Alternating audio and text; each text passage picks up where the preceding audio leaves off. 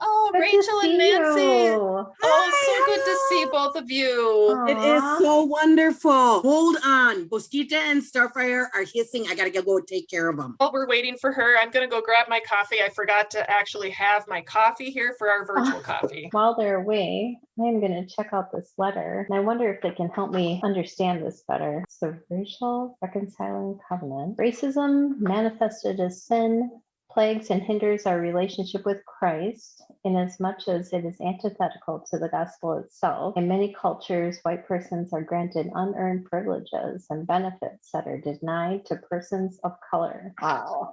Jesus led from the edges. I've never heard it put that way. Oh, hi. Got my coffee. I'm ready. Oh, good. Sorry about that. No problem. Hey, did you get this letter from the church? Yeah, I did. Wow, it's a lot of words in that letter. I It's long. know.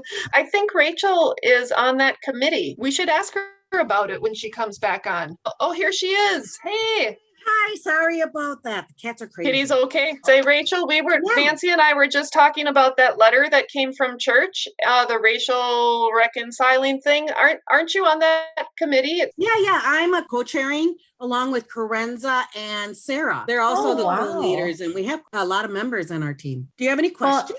Yeah, I mean, I guess I'm just wondering, first of all, where did this come from? Who wrote it? It actually the United Methodist Racial Reconciling Movement created this covenant. We edited it to fit what we wanted to focus on, all based on the United Methodist Book of Discipline. And right here it says racism manifested as sin plagues and hinders our relationship with Christ inasmuch as it is antithetical to the gospel itself. Yeah, I was just reading that part before while you guys were getting ready. Racism is opposite of what Jesus taught. Think of the woman at the well. She was Samaritan, Jesus was Jewish, but Jesus decided to start his ministry by teaching that woman first. Rachel, do you agree? Maybe he was being anti-racist when he chose to speak with her? Yes, he was. Yes, because anti-racism is the action of doing what needs to be done, including also in America today, it is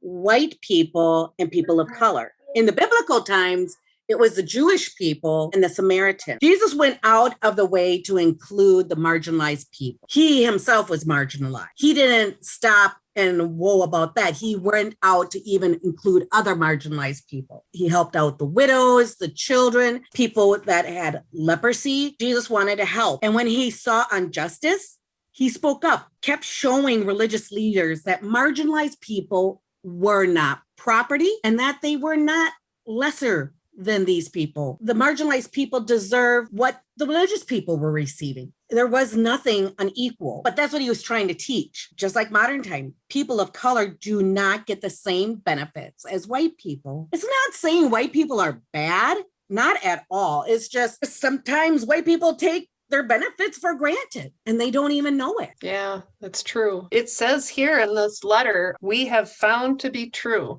Jesus led from the edges. It means the edges of society, like you were saying. Right. Oh, okay. Well, that's all starting to make a lot more sense to me. I still don't get why, if the Book of Discipline already says that racism is a sin, why do we really need this new covenant that says the same thing? Well, it says the United Methodist Church proclaims the value of each person as a unique child of God and commits itself to the healing and wholeness of all people. But I'm not feeling it. I don't feel it at church. As I look around, that's not the way the world is right now. There's a lot of work to be done here. Covenant is a commitment to do better. We want Centennial Church to break down the established social patterns of the racist value system. That part is right here. That is a huge goal for our church.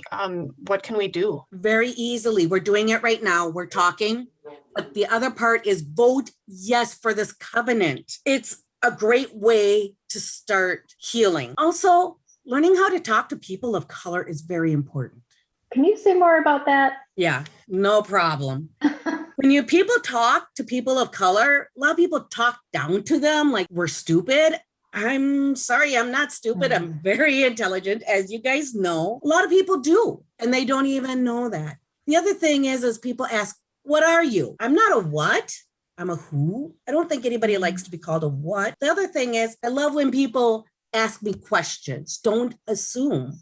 I'm not Mexican, so I don't like when people come up and say, "Are you Mexican?" No, please don't. It's just ask me, "Where are you from?" We love to answer questions and we love to be heard. That's all. Oh, well, thank you, Rachel. If I understand you correctly, really what you're saying is that you just want to be seen and valued just as you are. Yeah, it makes me sad to know that you have not felt seen and valued in the past. If we all want to live by Jesus' example, we would see that in God there are not different groups. We're all children of God and we all have our individual things that make us who we are. Exactly. Join us this Monday at 7 on Zoom to have your questions answered. And join us next week for the second part of this Coffee Covenant conversation.